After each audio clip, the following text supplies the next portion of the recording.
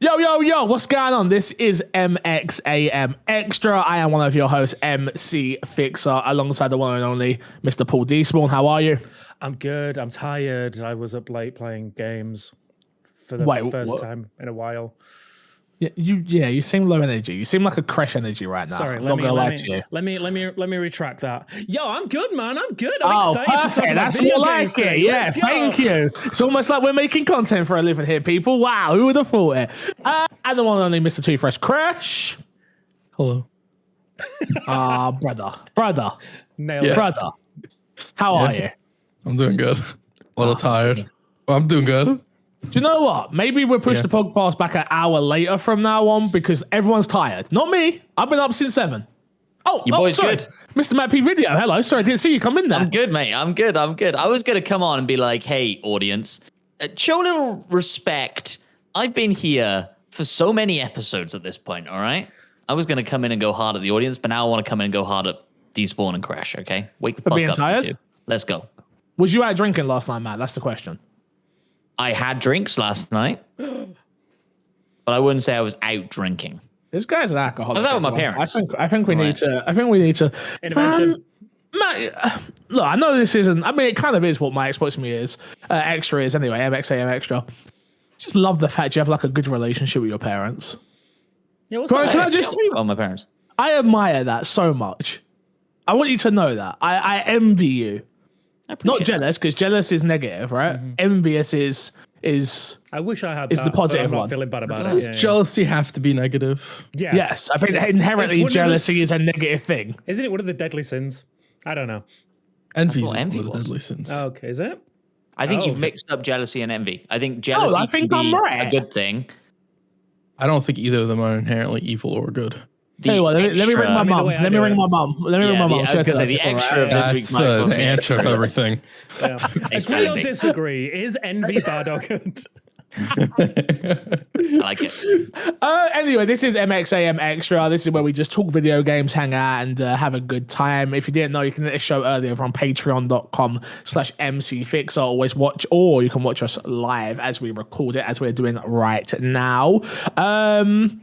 Promo for Baldurs Gate 3 series that we started. My D&D and me is kind of what I've branded it as. I like it. As of now, for now. We did our first episode. We did session 0 last week because my game wasn't updated, which I think kind of worked out in the end, if I'm being honest. I agree. If I'm being honest. But we did episode 1 yesterday, which would have been Saturday of recording this, would have been the 24th. Crash. Yeah. I have to say, I was rather impressed by you. Really? Everybody, I was impressed by you. Yes, I expected you to be less enthusiastic by this, and you wasn't. I thought you played it really well. I don't know how to respond to that, I'm going to be honest. I wasn't expecting a compliment.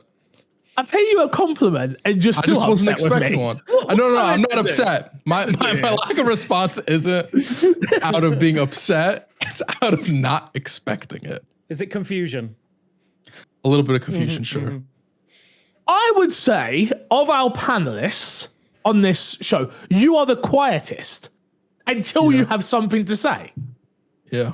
I wouldn't say you're inherently a quiet person.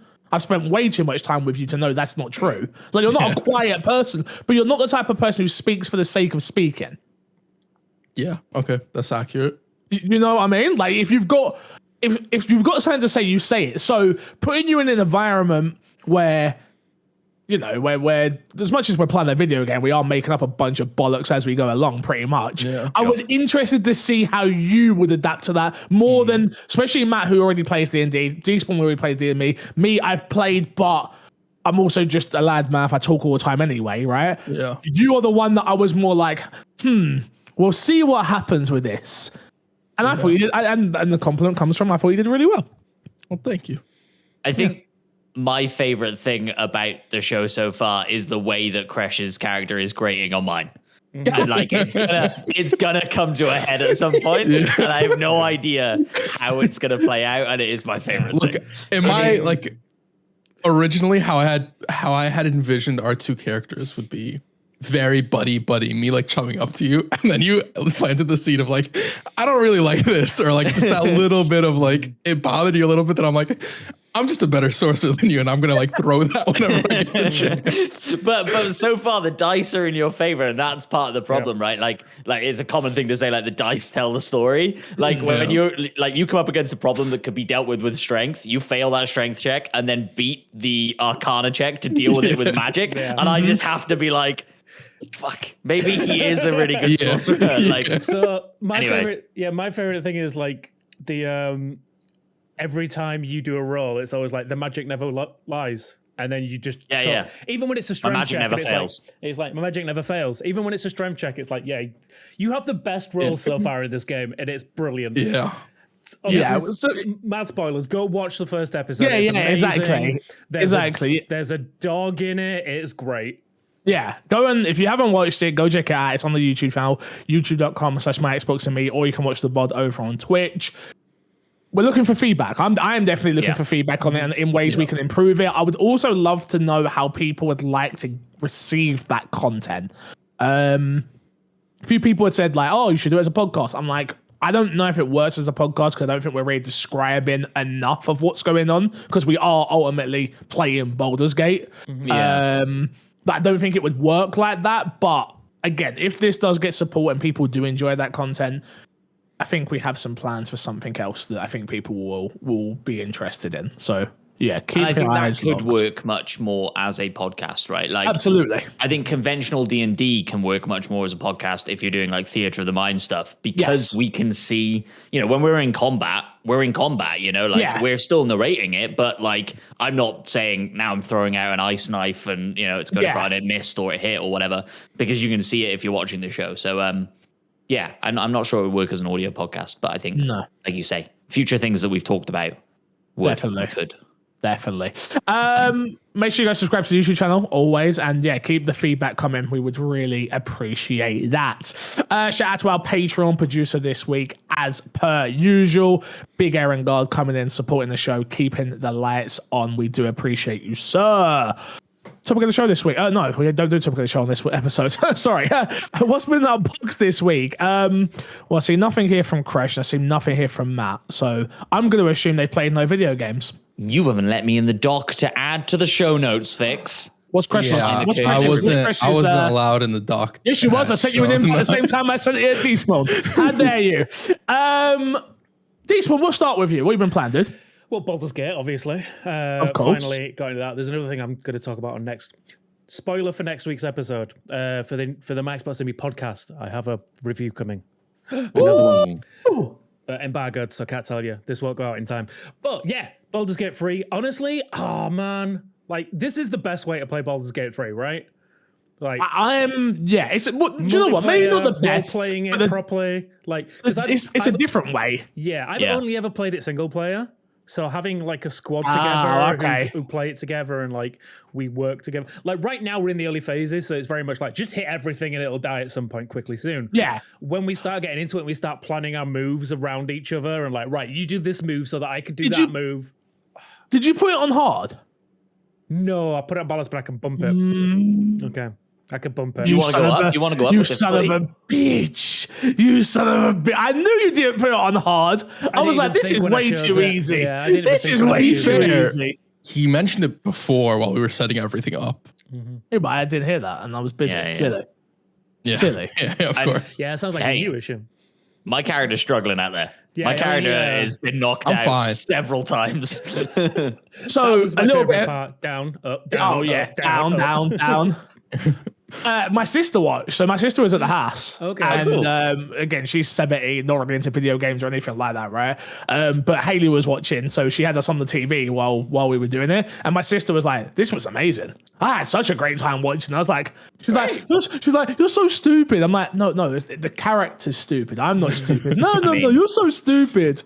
Hey, relax. But D-Spawn, I do think it's very much a different way to play. And I think that's what I like about it the most is it still has that little bit of like D&D to it now, the way we're doing it, right? There's a lot more to it. Like Haley was saying, we sat on the car as we left to drop my sister home. We're saying, we are not going to get through this game.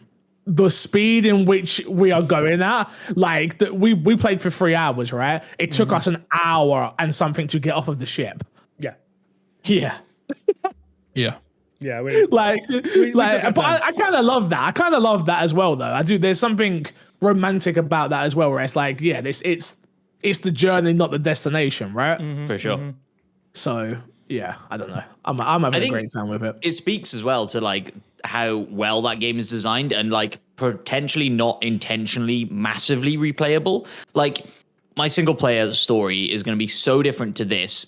Would be so different if you just didn't make your own character, if you just went with the origin characters and played it almost like role playing the whole party. And like, yeah, like there are so many ways that you could just keep replaying this game. There's so much value for money. Like, oh my God, like it's a huge achievement. I mean, we're not saying anything new, right? Baldur's Gate, everybody knows this about Baldur's Gate, but like, yeah, my God, it's what an achievement.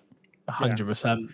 But yeah, I'm loving it. Like it is like I think this is definitely, like you say, it's not the right way to play, but this is my preferred way to play. Like getting a squad together.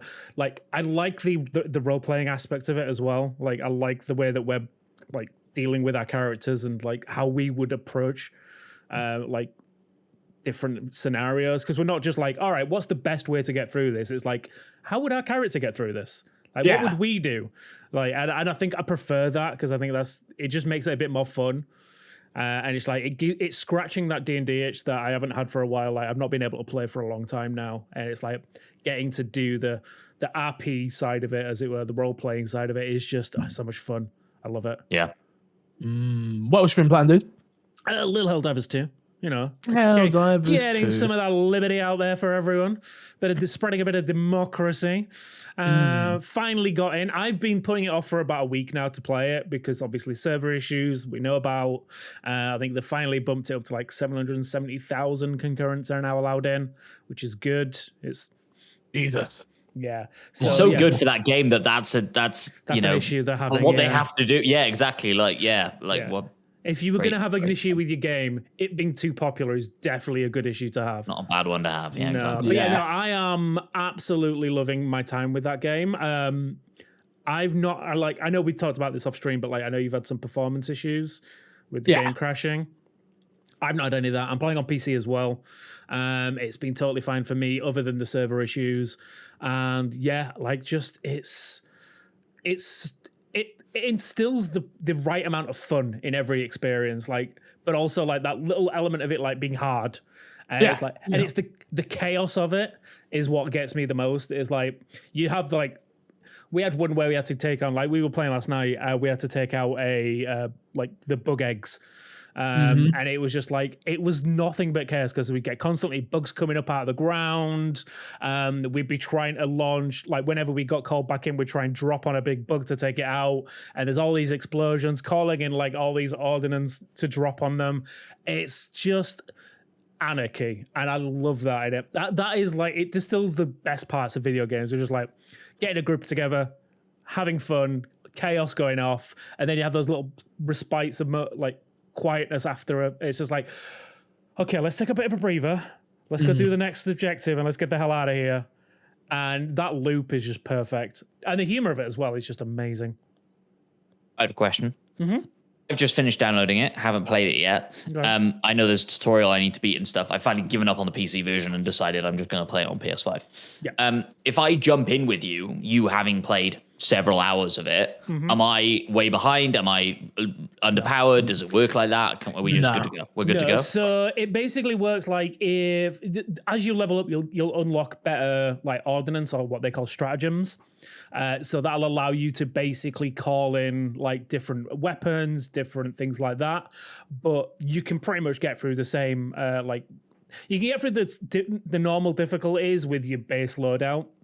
Yeah, so cool. we could, if like you jumped in with us, we could easily drop down to a medium level and just run through a few missions, get you a couple of ordnance unlocked, and then just start ramping it up from there.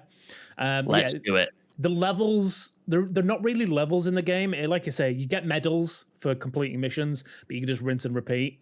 And it's those medals that you can then use to unlock like cosmetics and different weapons, like a shotgun or a marksman. I unlocked the marksman rifle last night. I've not had a chance to use it yet. I'm very excited to jump back in and do that.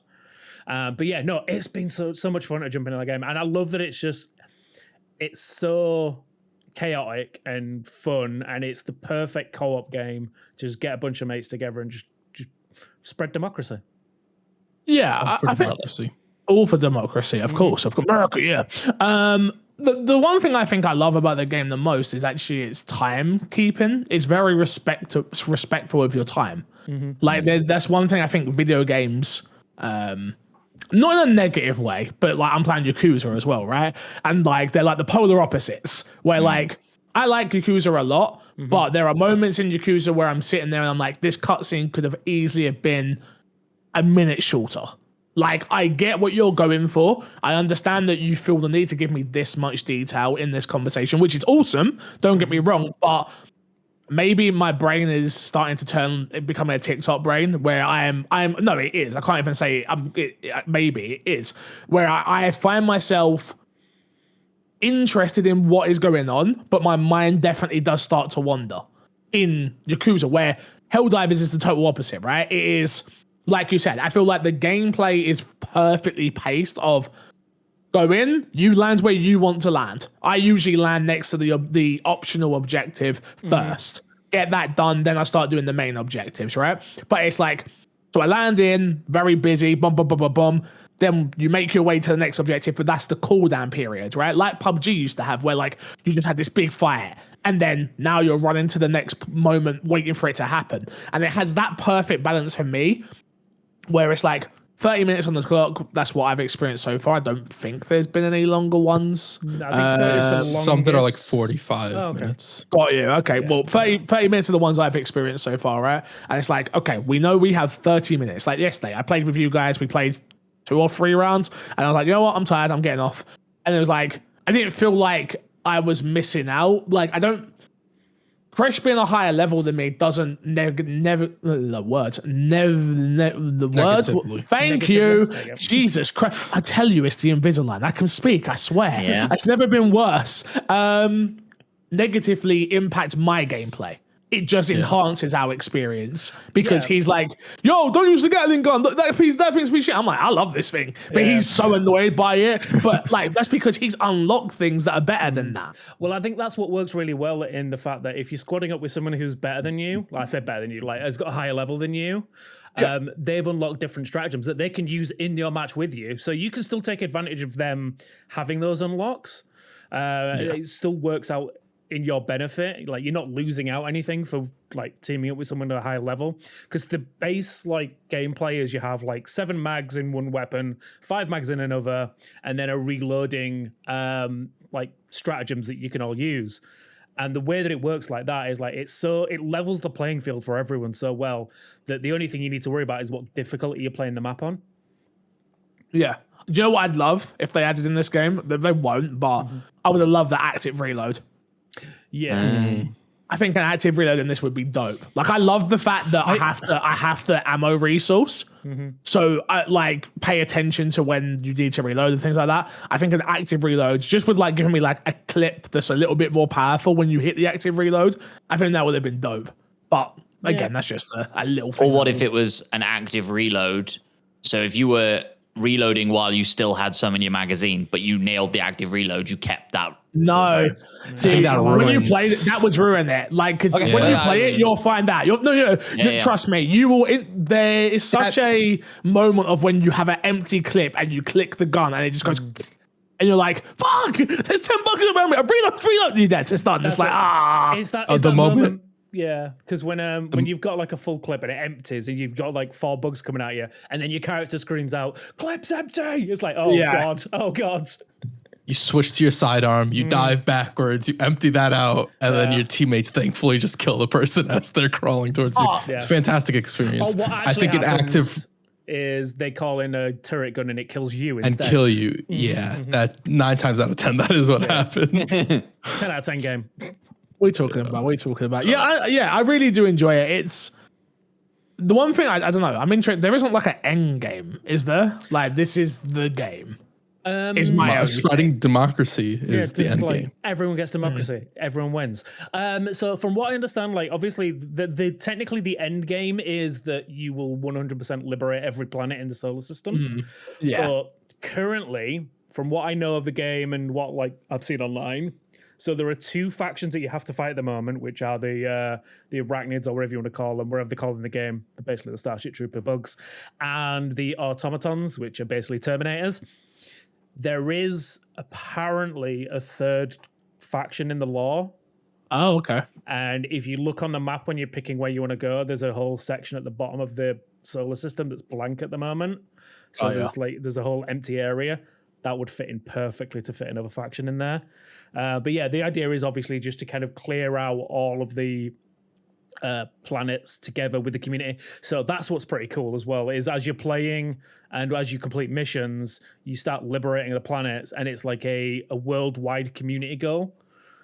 I was going to say that is a fascinating aspect of this game, that like weird parasocial responsibility, like as ironic as it is in the game, it feels like, and I know people are doing it ironically as well online, but like the fact that you're not playing right now and helping save Super Earth, and the sort of walls are closing in, and the enemies are getting closer to the Super Earth planet, like you're actively not helping the worldwide community that is playing this game, and therefore you're missing out, and therefore you're negatively impacting everybody else playing the game. It's like a weird responsibility to this conscription of this game. It's bizarre. I just want to spread democracy, man.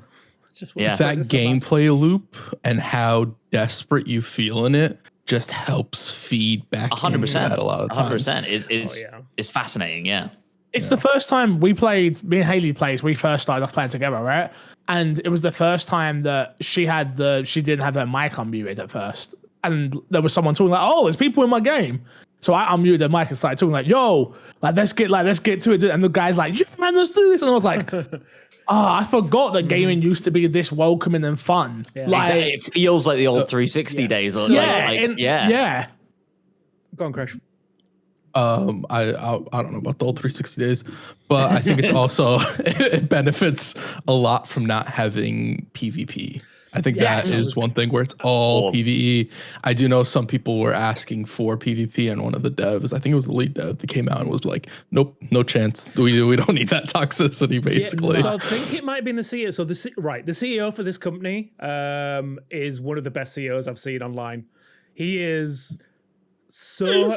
He's I mean, like, I've not seen. If you don't think telling people not to buy the game is still a form of PR, you're crazy. Sorry to tell you. 100% it is. But he's also like, he's very open about like their development, what they're working on, like why they won't, like you say, why they won't bring PvP to the game because they don't want that kind of community.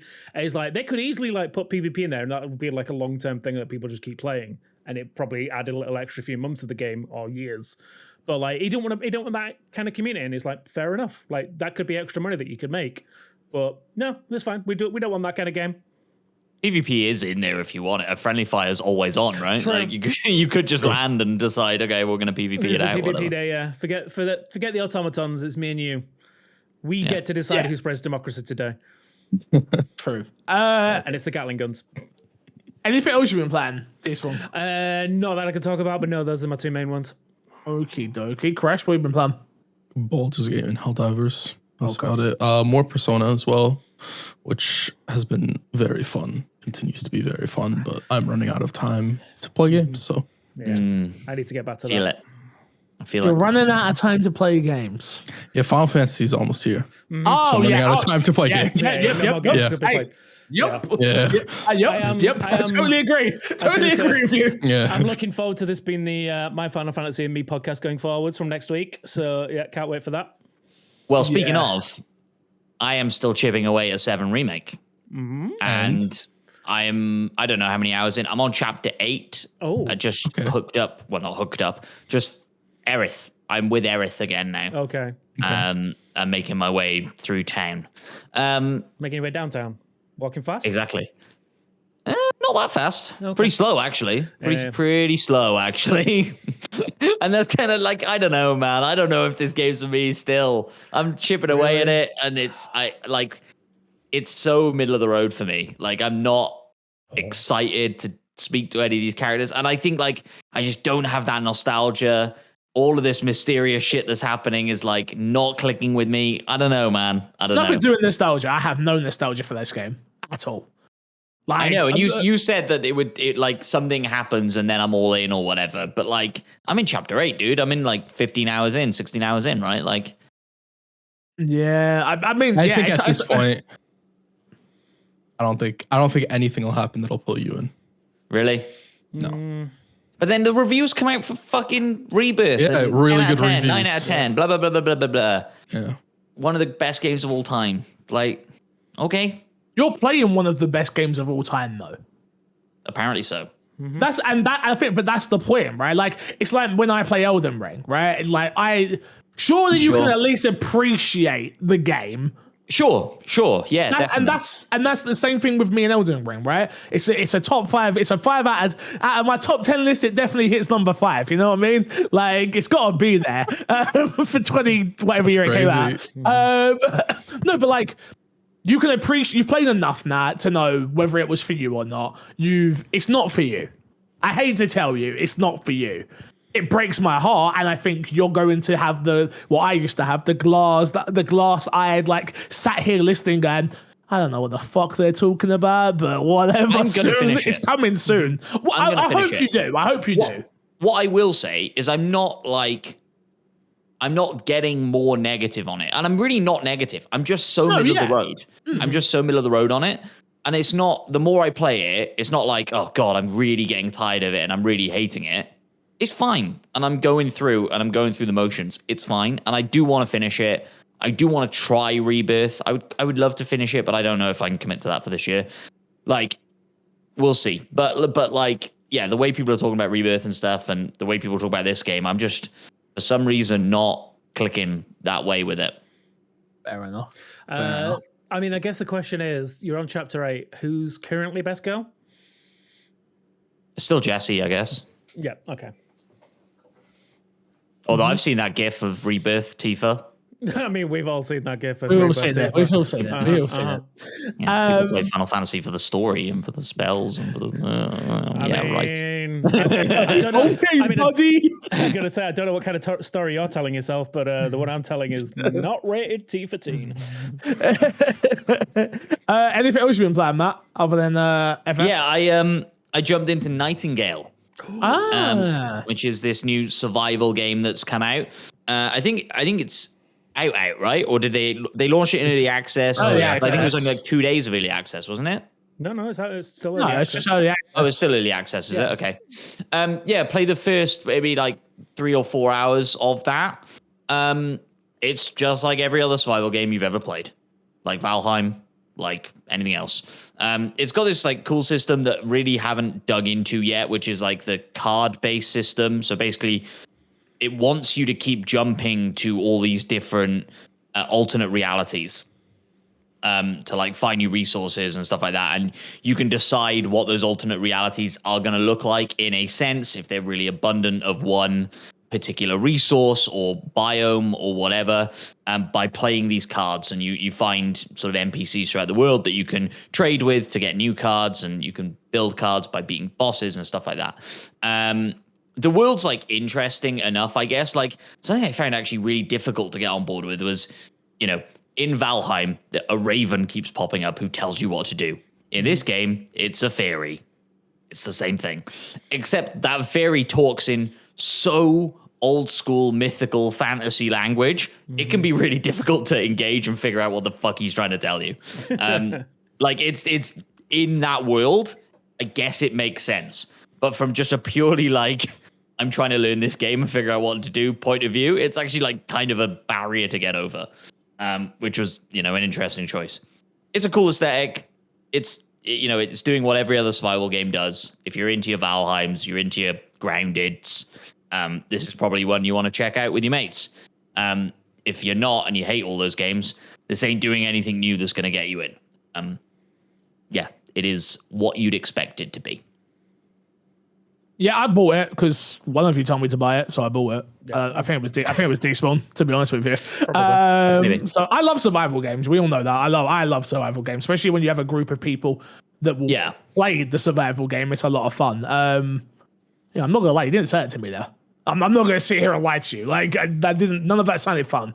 I think, look, I really got into Valheim last year with a group of mates. And if I had a group of mates to play this and jump in with this on, like if this was on Game Pass and my Valheim crew could go over to it really easily, we'd probably be in it and be having a blast, right? I played the first 3 hours co-op with a friend. And yeah, it was good. It was great. It's just, it is exactly what you'd expect it to be. And so if you're, like you say, you are into survival games, you enjoy survival games, you have a crew that you can jump in with, I think you're going to have a great time.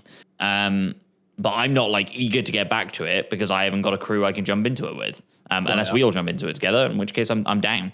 I would say that before you can jump in with people, you've probably got to put in an hour, maybe a little bit more, maybe an hour and a half. It's a relatively lengthy kind of tutorial. You're on your own for this bit while we figure stuff out. Then you can jump in with your friends. Fair enough. Thing. Okay, don't love that either. No.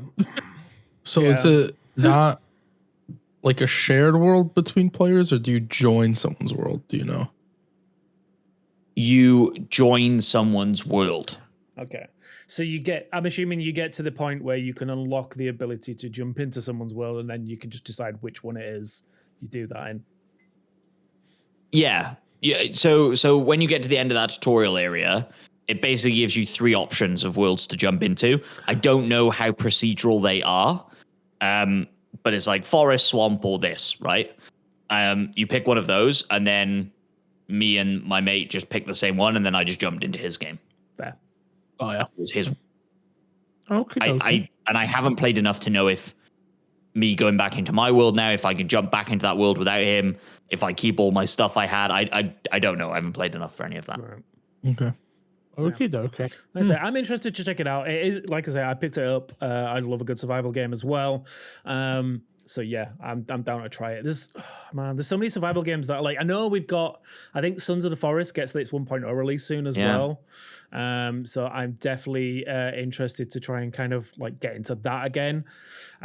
So maybe this is one of those ones where I kind of like I jump in, check it out, and then go like, okay, this is what I want from a survival game. I'll wait till the 1.0 release. Okay. I want to talk about a couple of games.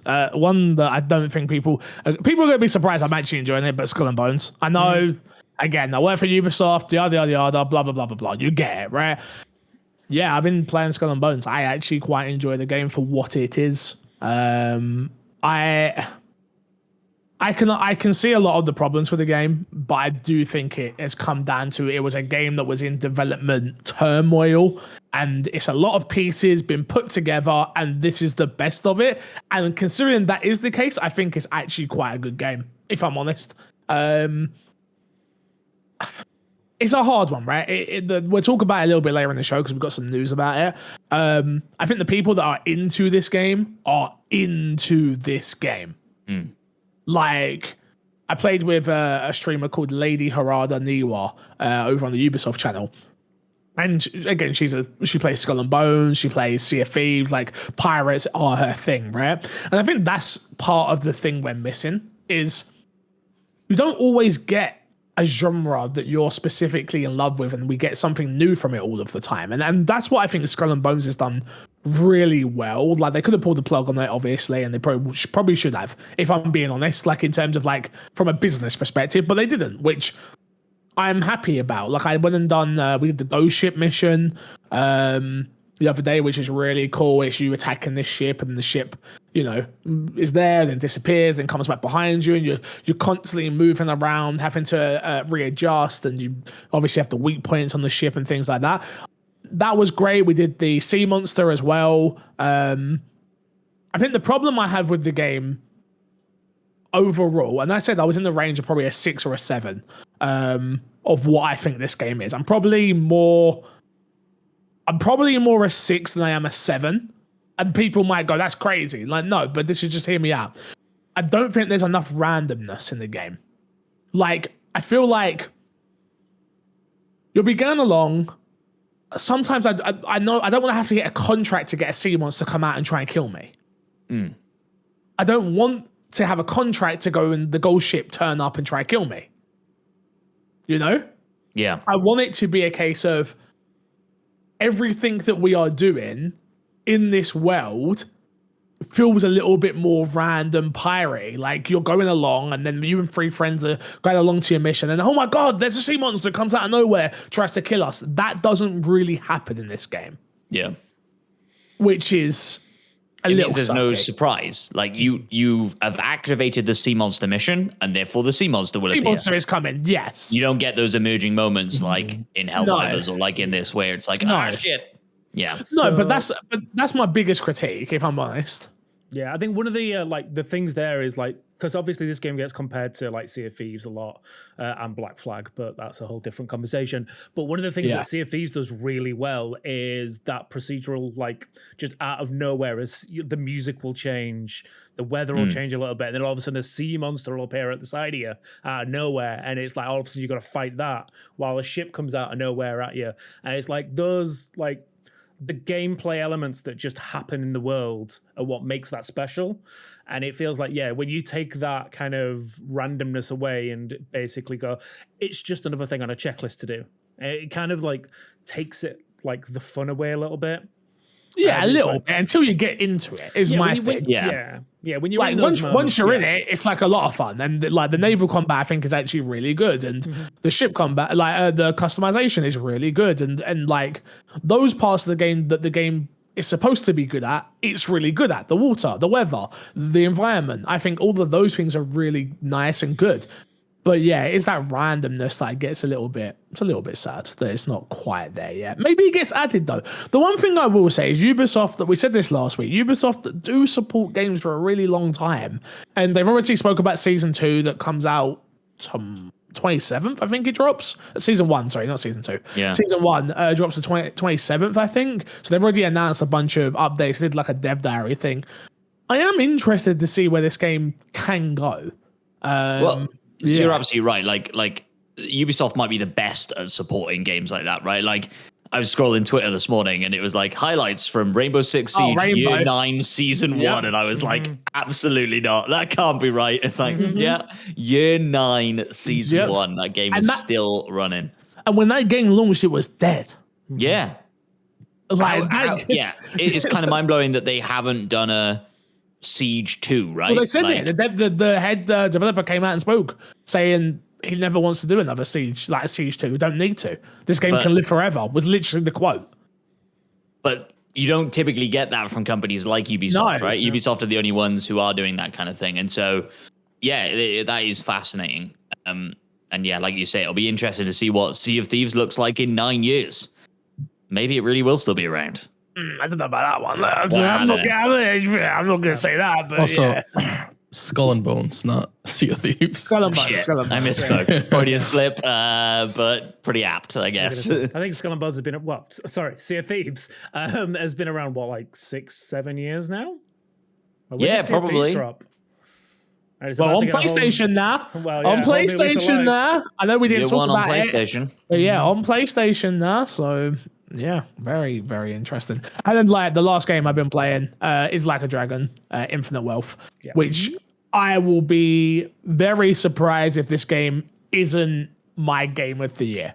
Wow. I would be shocked. Call the shot. Yes, including Final Fantasy VII Rebirth. Interesting. Okay. Do you know what it will come down to? It will come down to if I can actually beat this game. If I can beat this game, I don't think there is nothing like this game. Like there was nothing like a Dragon 1, and I just didn't get to beat it, right? I literally went to a cafe and did a dating simulator where I am pretending to go on dates and getting sent lewd photos, which is obviously nothing crazy, but just the fun of that fun moment on its own for me. I did it for about 2 hours, just doing every single one, just bump. And then there's darts. You're doing that against your friends, and there's all the stuff that I love in games. Like a Dragon has, which is. It's what I always want GTA to be like, right? Which is here's this amazing world. Now give me a bunch of meaningless tasks that mean nothing in the world, but I can go do them.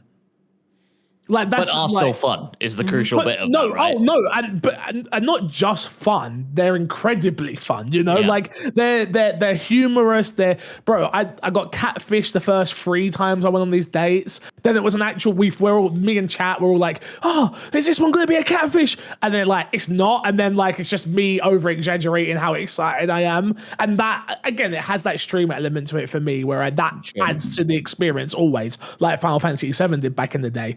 But yeah, no, I am in love with that game, and its combat system is remarkable.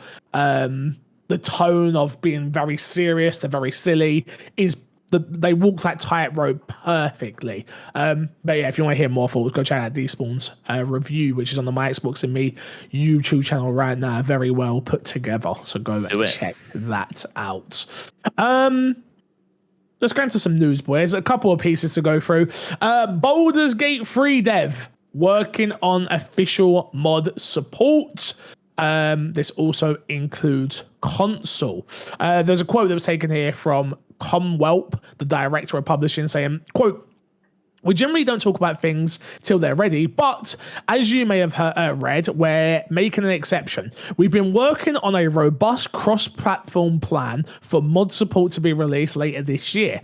We love our modding community and want to support them. It's coming." End quote. This is huge for Baldur's Gate. Obviously, I've even looked into mods. So to have, I think there's something that Bethesda are fantastic about, right? Supporting the mod community. I think every game company that has a humongous community behind it of people that are putting in this amount of effort to ultimately break your game, which is what modding is, right? If you have the resources and the community behind it, I think you should always do this for your community, honestly. And I think it's a great addition to Baldur's Gate 3.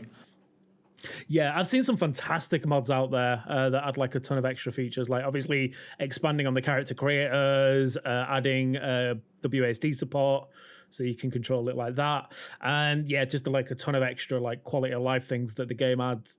Kind of needs, but doesn't, if you don't mean. Like they're just like little added extras that are always fun. But yeah, like the fact that they're going like the Bethesda route of just being like the Creation Club, have just been like, yeah, we're going to add official mod support and like transfer that over to console as well is amazing. So it's good to know that it's possible, because obviously we've seen it with Bethesda stuff and Fallout and Skyrim.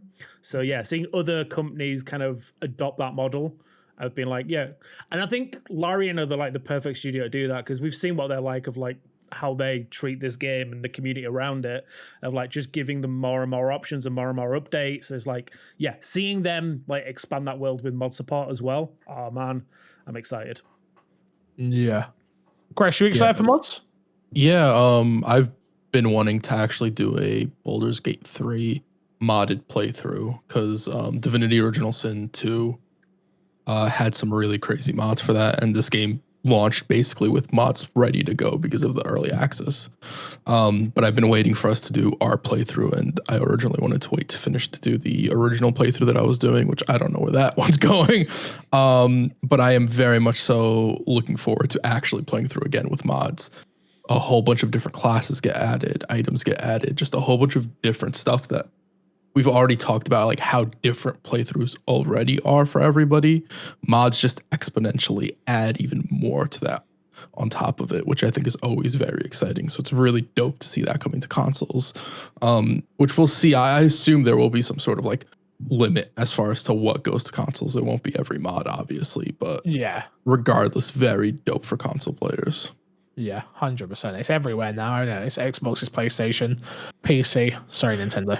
You guys can't have it. But yeah, Matt, anything you want to add on?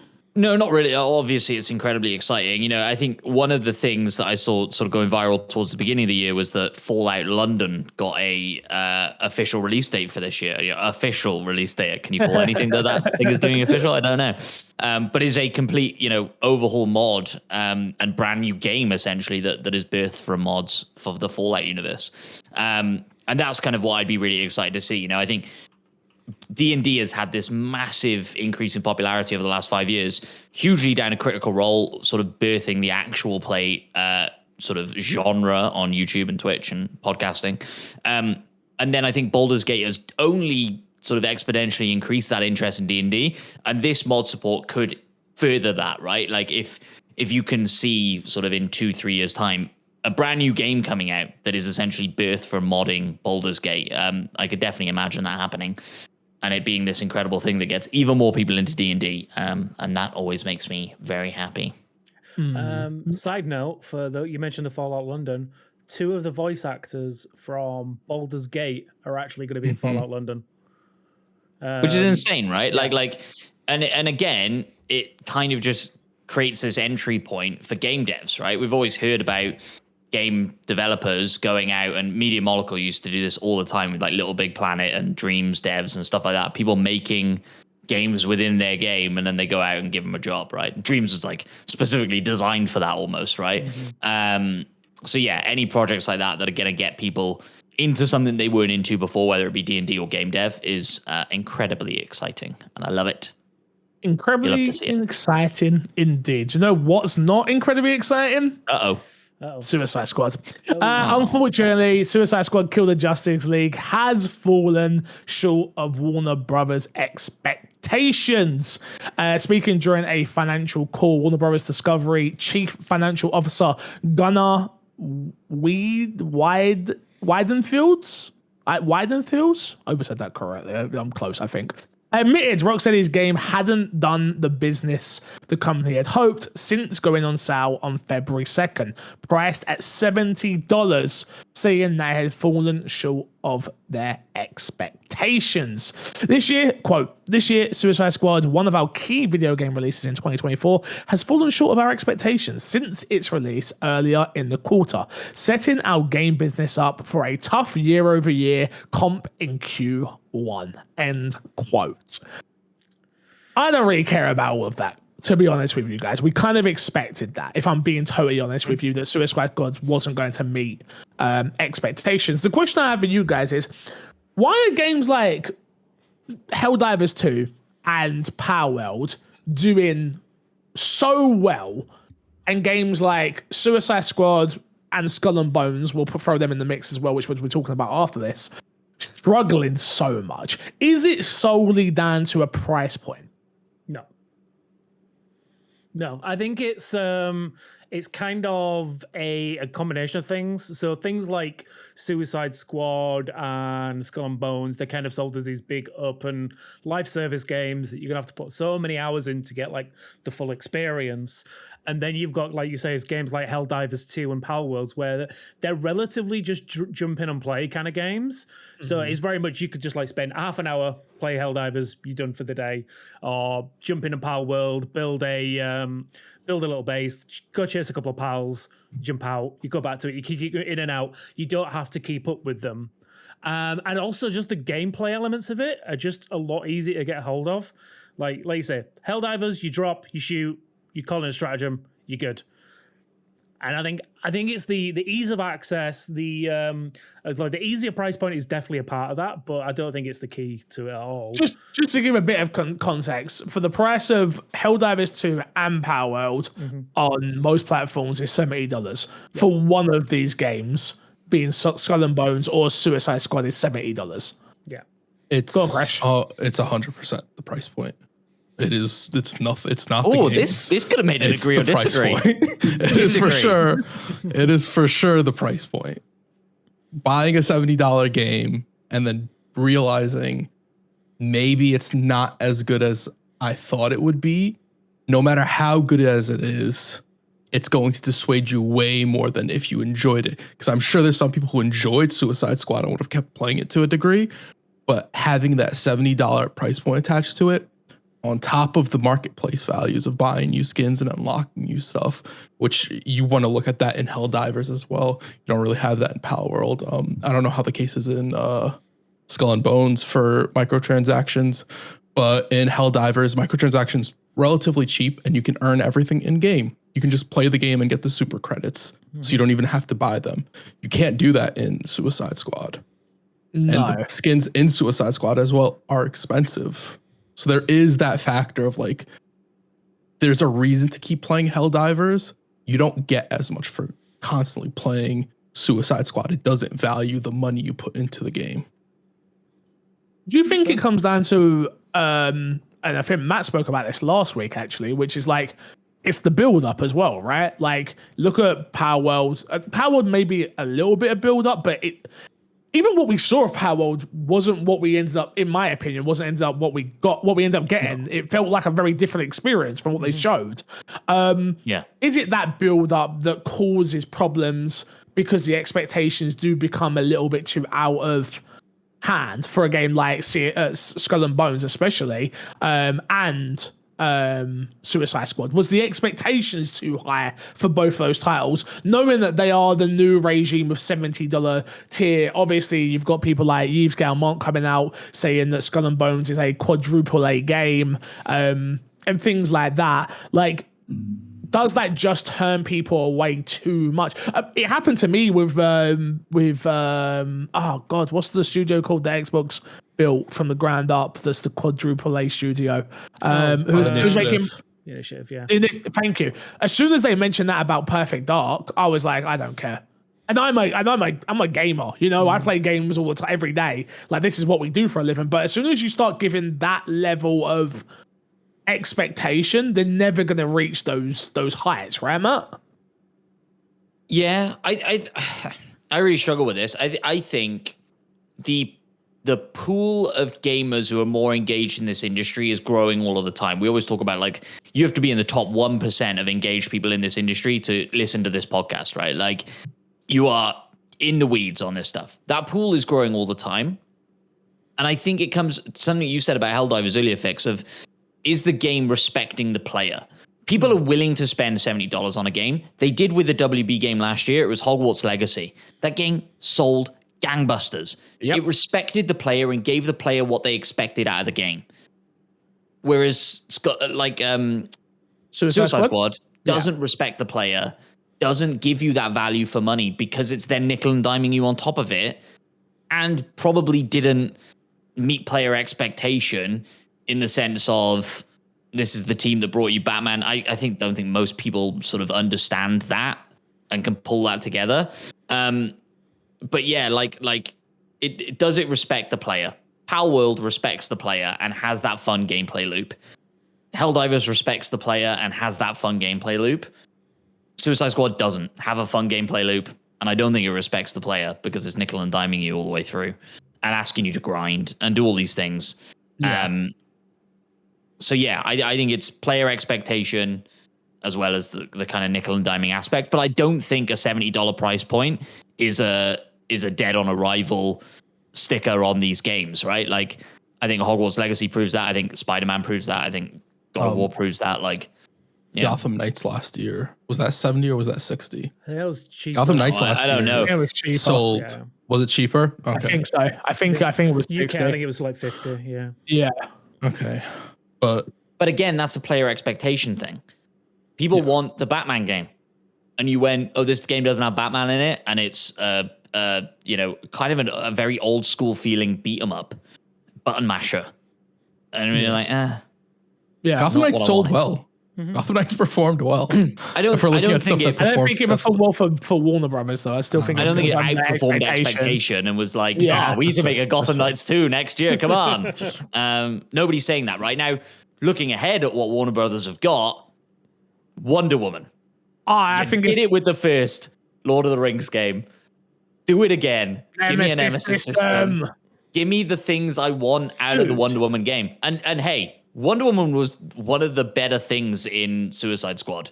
I thought, like, her character was great. I thought the scene she was in was great.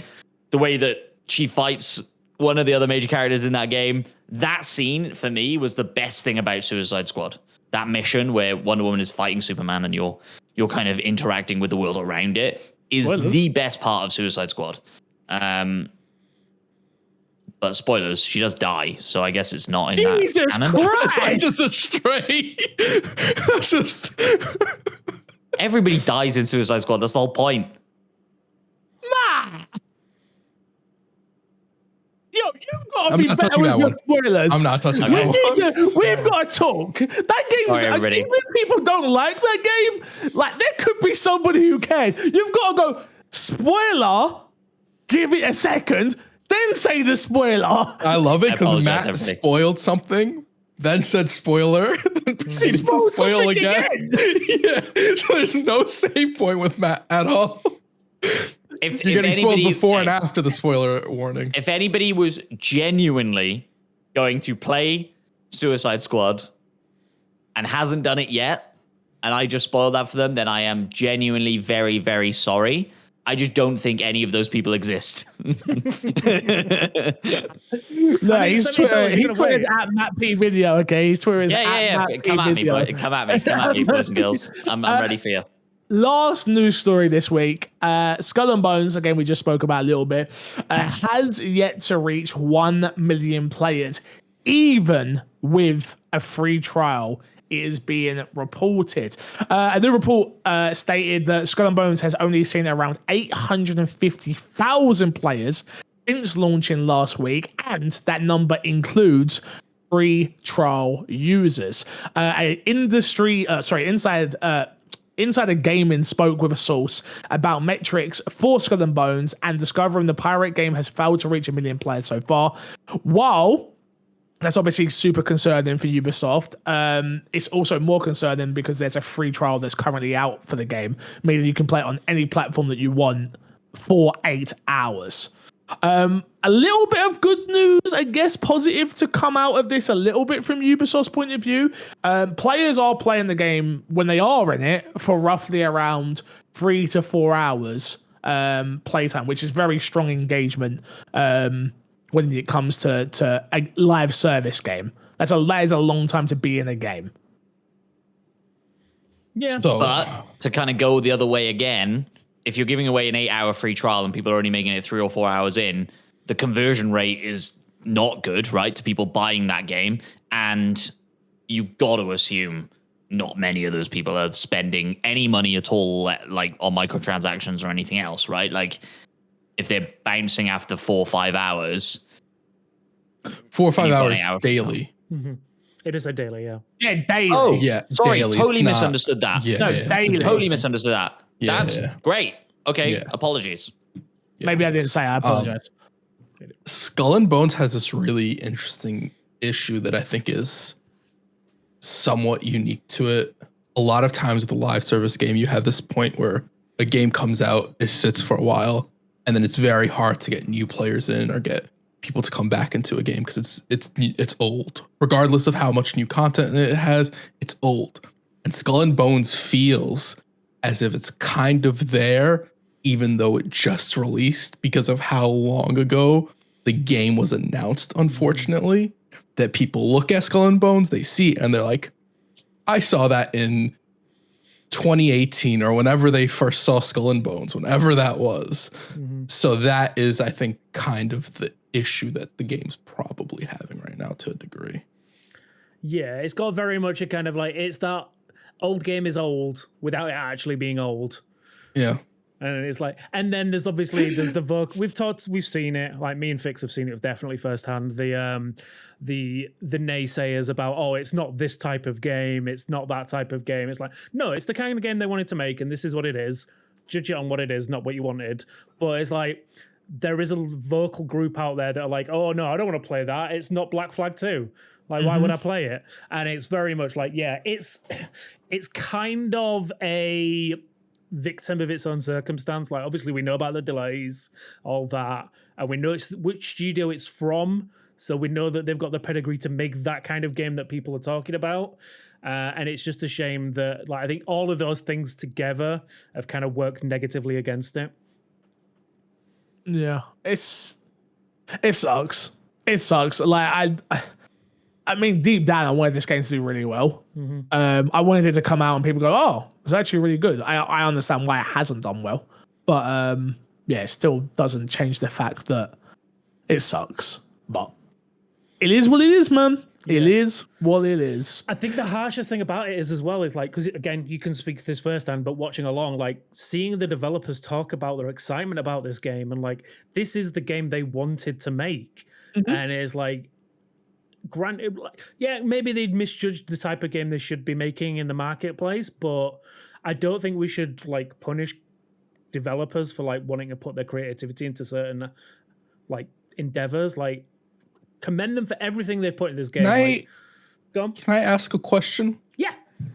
So why are we giving that to Skull and Bones but not to Suicide Squad? Because developers have come out very proud of what they've done with Suicide Squad, but we don't give them the benefit of the doubt. This is a little bit of a tangent. Just curious.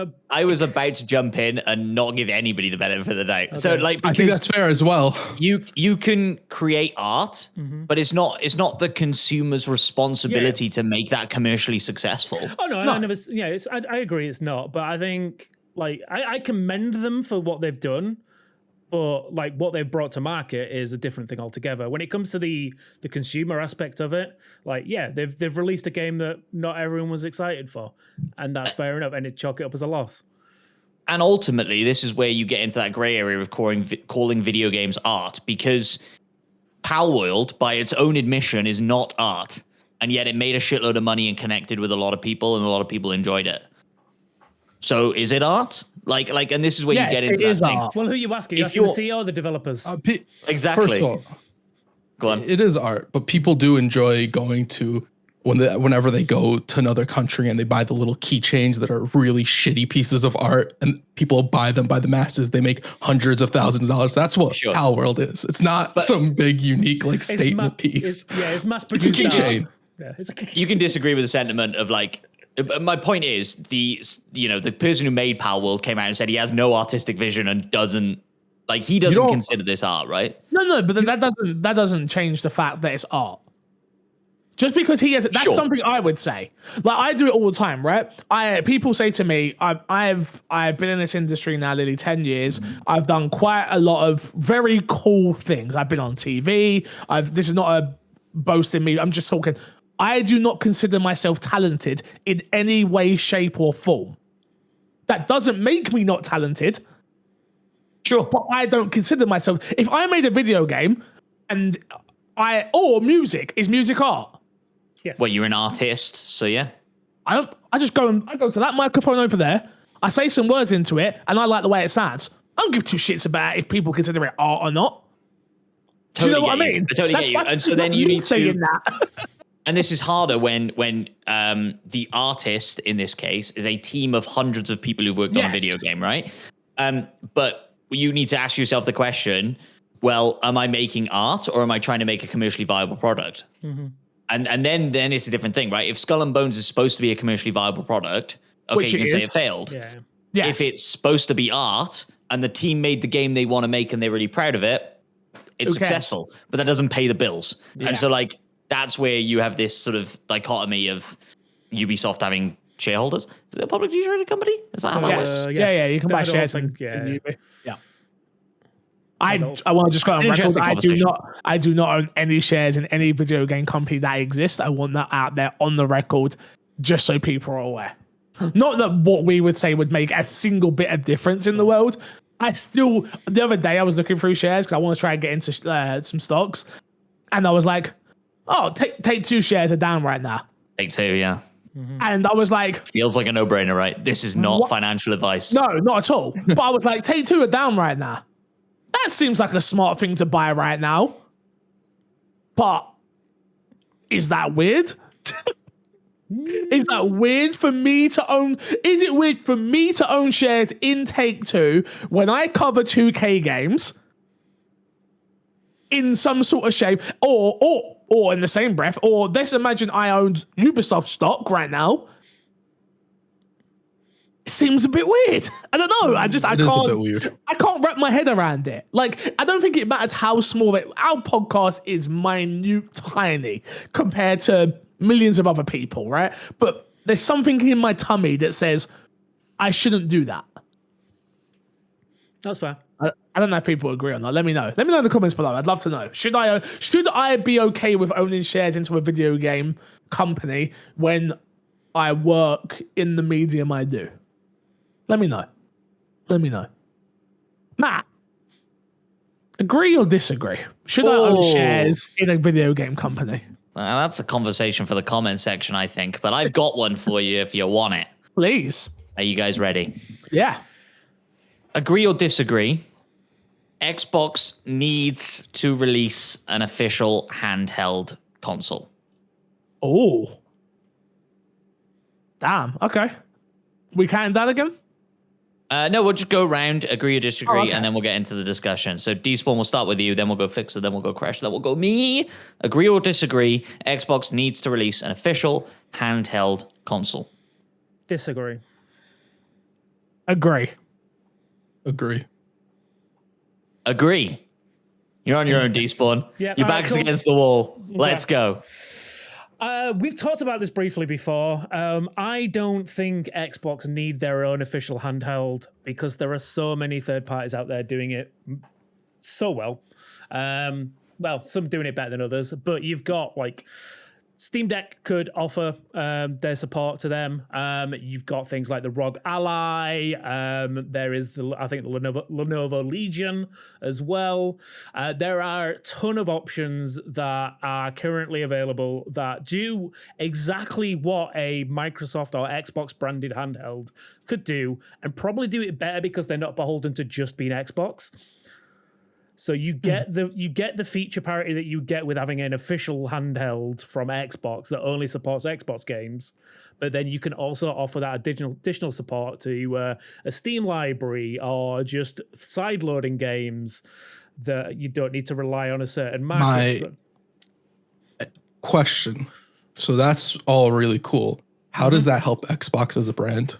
It doesn't. I mean, no, but I don't think Xbox need help with the brand from a handheld. I think they're... They do. Okay. Then please go ahead and counterpoint. I think the point I make is probably a similar point to what Crash was just about to make, if I'm honest, which is Xbox need their own devices still. And Xbox still need to be, you're right in terms of branding, right? I agree with you. Why we can't get this on Steam? Because Steam don't want that to happen. Because Xbox need a device that is natively you can download your games onto this device, and you can do it cloud-based. There you go. I don't think any other system at this moment in time is going to ever agree to both of those things natively through Xbox. I'm talking Xbox UI. I'm talking Xbox branding. I'm talking Xbox control scheme. I'm talking everything being Xbox. I wanted an Xbox handheld since they had Windows phones. Like, that's how long I've wanted this. Like, I've chased that Xbox handheld experience with a Windows 8 laptop, then a Windows 10 laptop, then I bought the cache key. I've done everything I can to emulate a native version of that, and it hasn't happened yet. I've got a Steam Deck. I enjoy it for what it is, but it's not. I can't play the games that I own from Xbox on it yet. And I don't think Steam are ever going to be in the business where they're going to go, okay, natively. I'm not saying there aren't workarounds or things like that. That doesn't alleviate the issue here, because I think it's a branding issue as well. You need a native console, a handheld, in my opinion, to make this really work and become a piece of hardware people need to have, is what I would say. I personally don't agree with that. I don't think you need a specific handheld for that. Again, Microsoft have been very vocal about they don't want to be in the handheld space. They want to be a supporter of it.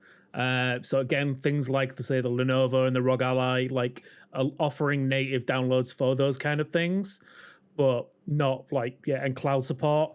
But they don't want to put their time and effort into the hardware space on that. For what is technically still a niche of gaming. I agree that it's a niche. Also, go on, Crash. I was going to say there's been a really big conversation on Xbox's ecosystem, and if Xbox starts porting games over to PlayStation and etc., why do you stay in the Xbox ecosystem? If you have a handheld where you're playing on PC, or you sit down and play on your console, or you have this handheld, and wherever you're deciding to play the game, your saves, your whole ecosystem moves from spot to spot seamlessly and effortlessly, I think that is beneficial to what Xbox is and has been creating.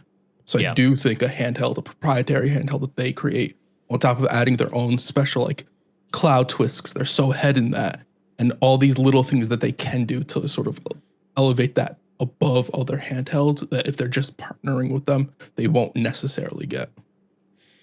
Quick question. Go ahead. I don't use it enough to know, but how seamless is jumping from Xbox to PC currently with the Xbox PC app? Seamless. Yeah, and that's what you want, right? You want to add another way to play, another device to that seamlessness. And it, as far as I'm aware, if you do it with cloud onto your phone, on your iPad or whatever, it kind of is, but you're going through the cloud. And so I think having an offline ability device to be able to have that with is a huge win. And you're right, Despawn, in saying that it is a niche audience, but you've just bought Activision and King. And all of a sudden, that niche audience has got a hell of a lot bigger now. The mobile gamers that are going to buy a handheld, again, niche, right? Small. But because that fucking marketplace is so big, the people who play handheld games is so big, even if you catch a few of those people and you convert them into Game Pass subscribers because they're playing Candy Crush or the equivalent of that on their new Xbox handheld, and now they're all of a sudden playing Halo Infinite, got to reel in those big fish because those are the big spenders. And I think that would be huge for Xbox. Like, I get it's a small group of people, but it's a small group of people with a lot of money to burn, apparently, according to Candy Crush financials. Not only that, though, I think branding is where I've been very scared about Xbox going forwards, right? Obviously, with games being ported to PlayStation and Switch and things like that, like exclusive games that we thought was going to stay on the console. If you do this handheld, I think it brings over an audience that may not have cared about Xbox once again. And again, they care about Xbox. They don't care about ROG. Or my mum back in the day, right, is more inclined to buy a PlayStation handheld, which was the PSP, or an Xbox handheld if that existed, more than what's this ROG thing? It's a PC, but it's not quite a PC. It's a tablet, but it's not a tablet.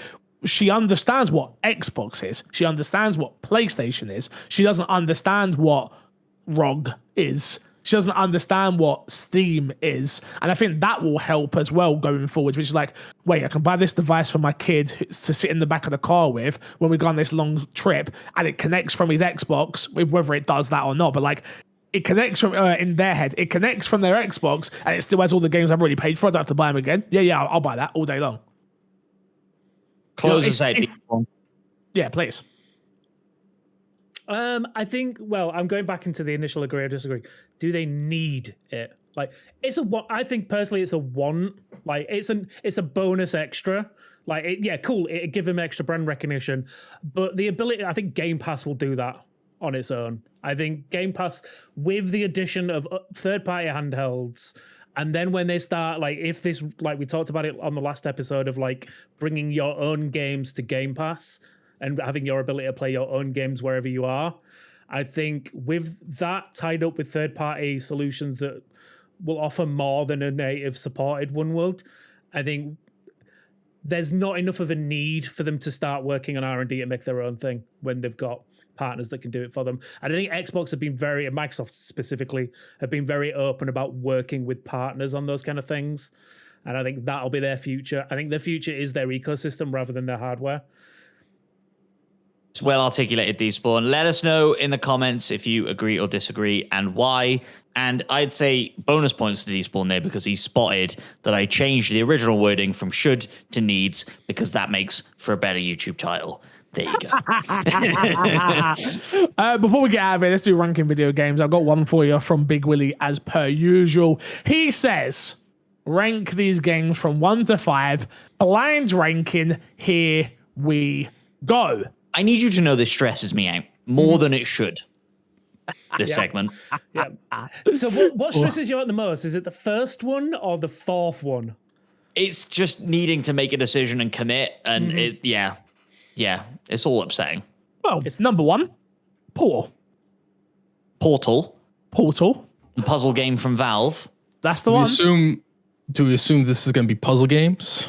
Do we assume this is going to be I don't Valve think we can. At this point, I don't think we can assume anything, can we? Yeah. I'm saying 2. You saying 2? I'm happy with a 2. Yeah, it is a fantastic. Like, it is one of the best puzzle games. It's literally one of the best games ever. I think Portal 2 might be one of the top 5 highest rated Steam games of all time. Yeah. You're By telling me user reviews. one of the best games ever only gets 2. Well, we don't know what the best game is. We don't know what's on this list. I don't know Scared about the rest of the list. It's hard to put something at number 1 when it's the first game you get. I'm gonna say this list could be the top 5 games of all time, and you're like, here's number 2. All right, I'm gonna go with number 2. Yeah, we're locking in 2. We're all agreed. Okay. Yep. Number 2 is Portal. Number 1? No, there's no number 1. No, we're going to decide that. Next up. We decide that. Sorry, I had a brain fart. BioShock. Huh. Oh. See what happens, guys? You see what happens? I think BioShock. I think BioShock's a solid 3 because at this point we've got to assume we're talking about the franchise, not necessarily a specific game. Yes. And BioShock has some hits and misses, so I'm happy. BioShock 2. When it hits, it really hits. But yeah, and Maybe then, even a 4. No. I mean, do you think BioShock can make 2 the drags it argument. down that much? No, I think BioShock Infinite? 2 is still a fun game. I think they're all fun games. Well, Infinite's think- an amazing game. Are you trying to say not Infinite right. drags it down? I think That is I'd a rather wild play statement. BioShock 2 than Infinite. That is a wild statement. Wow. That is to be actually- fair, I knew before joining this podcast that you had some hot takes. That might set fire to something. He's been Yeah. alright lately, to be fair to Yeah, I him. know. He has People, been like, crazy Well, lately. that's you- form, so. If you go back to when BioShock Infinite came out, a lot of people considered that a better game than the original Last of Us. And those people are wrong. Yeah, I agree. They are wrong. I agree they're wrong, Yeah, they're wrong. but it's Who are not these that people? far off. Are you one of these people, Crash? No, I said they are wrong. I just said it's Okay. not that far off. You feeling Right. okay, brother? You feeling okay? You good? You I good think up there? You good up I there? think it's Okay. pretty far off. You're telling me. And the more we talk, the more I'm kind of staunch on this being a number 4. It's 3. It's a 3. This You're out of my it is 3. yeah, that's fine. Unfortunately, so you've got Portal at number 2, BioShock at number 3. Your next game is Sonic. Huh. I mean, I think you could probably quote me probably 2 weeks ago, 3 weeks ago when I said Sonic's never done anything good. And I have to stand by it and put it at number 5. Yeah. No, I'm fine with putting him at number 5. Yeah, he's had some misses. Yeah, Sonic's had way too many games out there. If we count just the highlights, like maybe you could argue mean- a higher spot, but there's so many misses with Sonic. I would say, hot take from me, I would say Sonic's had better films than he has video games. I was going to say, are we That's including not a hot TV and take. film? Because then we No. kind of got to bump him if we're going to do Games. that. But, Just games. Okay. all right, fine. Yeah, He's a 5. Number 5. Okay, so you've Rightly got... okay, cool. Next is Rayman. Yeah, you're right. You were right at the beginning of this, Crash, when you were like, are we assuming these are puzzle games? And I was like, we can't assume anything. No. Who knows what the category is for this big Willie? I think I have no idea at this point. he's throwing a dartboard or conspiracy 4. board full 4, of yeah. weird I'd say shit. 4. Rayman. Rayman is not above Paul. Well, And I mean, four's we the just I think you option. could. we're locking ourselves into a mysterious number 1, which We is are. scary. But do you think Raymond? No, I can't put Rayman at 1. Yeah. Okay. He has no arms. He's a If you big have an dude. argument, I'm up for the Yeah, maybe the argument. argument, yeah, but yeah. And What's if wrong with you him put- having no arms? He's got hands and no arms. Can't just trust him. Creepy. Oh, And no okay. legs either. No legs. Just floaty Sure. feet. Sure. All right, so your list looks like this. Sonic at number 5. Yeah. Rayman at number 4. Yeah. At number 3, you've got BioShock. At number 2, you have got Portal. I love and this at list so number far. 1, I think you Big Willie's guys, got it. I think you guys have done it this week. I have to Okay. say, I think I would give you a big thumbs up. Not a game that I would put number 1, but I think the panel would agree. At number 1, you have got Dark Souls. Oh yeah. Oh shit! smashed it. Yeah, We 5 smashed for it. 5. Absolutely killed it. Well done, boys. Well done. I think you have absolutely nailed that. I think the argument maybe in the comments below will be Portal should be number 1, Dark Souls number 2, but I think that's down to dealer's choice, you know? Yeah. I think some people are going to be pretty angry about our discussion around Sonic, and I think those people are probably perverted delinquents. Oh, okay. So, That's quite. That's Quite a big reach, I'm gonna claim. say, yeah. I just want you to all know that our feelings here at MXAM are not Matt's feelings, okay? Yeah, okay, cool. I mean, Good you to say know. that. Very I kind freaked. of agree with them. Yeah. Oh, okay. Yeah, I think delinquents. Yeah. They're not here Mine and next Fix's week. opinions are not their opinions. If they're not here this next week, that's on them, okay? Boys, let's plug, and get ourselves out of it. We got to plug this week. My boy, Matthew. You gotta go watch the episode 1 of the Baldurs Gate stream. Yeah, I would say you could, like, if you haven't watched episode 0, session 0, you can probably skip it. That's fine. But we really, really want feedback on the Baldurs Gate stuff. Like Fix said, we've been talking about doing D&D stuff for a while. There's more to come if people like it. But yeah, we really want your feedback. Good, bad, and ugly. Enjoy it. Enjoy it indeed. Enjoy it indeed. Crash, what you got to plug this week? Twitch.tv/MC Fixer.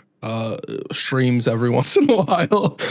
Cool stuff going on. Yo, that's disrespectful. That's disrespectful. Is it incorrect? I will admit my adult in life has, things have not gone as smooth as I thought I would move in. I will openly admit that. It took me about a month to get this office ready. And again, I'm not going to go into details on the podcast, but the house is has been problematic in certain aspects. So, yeah, good thing I didn't buy it. That's all I'm going to say. D-Spawn, what you got to plug this week? Me, go watch my review of Infinite Wealth. I put a lot of hours into that game, and I want to get some more views on that thing, please. We've got another review coming out next week, hopefully. So yeah, keep an eye out for that. I can't say what it is yet, but yeah, I'm very excited. Go do it. YouTube. There should be a live stream from each of us next week. I am assuming I will be playing some Final Fantasy Rebirth over on my Twitch channel, so come and check that out if you haven't. If you've never checked out a stream, do so. Yeah, I really want to push the Baldur's Gate thing as well, because the one thing I'm scared of, people going, "Oh, it's a live stream. That's boring." It was really fun. Like, it was a lot of fun. And make sure you go onto YouTube, check out the live tab on YouTube. You'll see the video there, the VOD. It was about don't get scared. 3 hours of gameplay is some of the best content I think we've made in terms of it just being us being dumb, fun, and having a good time. Still on the lookout. We are a quick one. If you are watching extra, we are on the lookout for producer. We are on the lookout for an editor, and we are on the lookout for writers for the MXAM podcast. So please do check that. Not the website. Writers for the website. So please do check that out. Please. Cool. Until next time, we'll love you. Leave you. See you later. Good boys.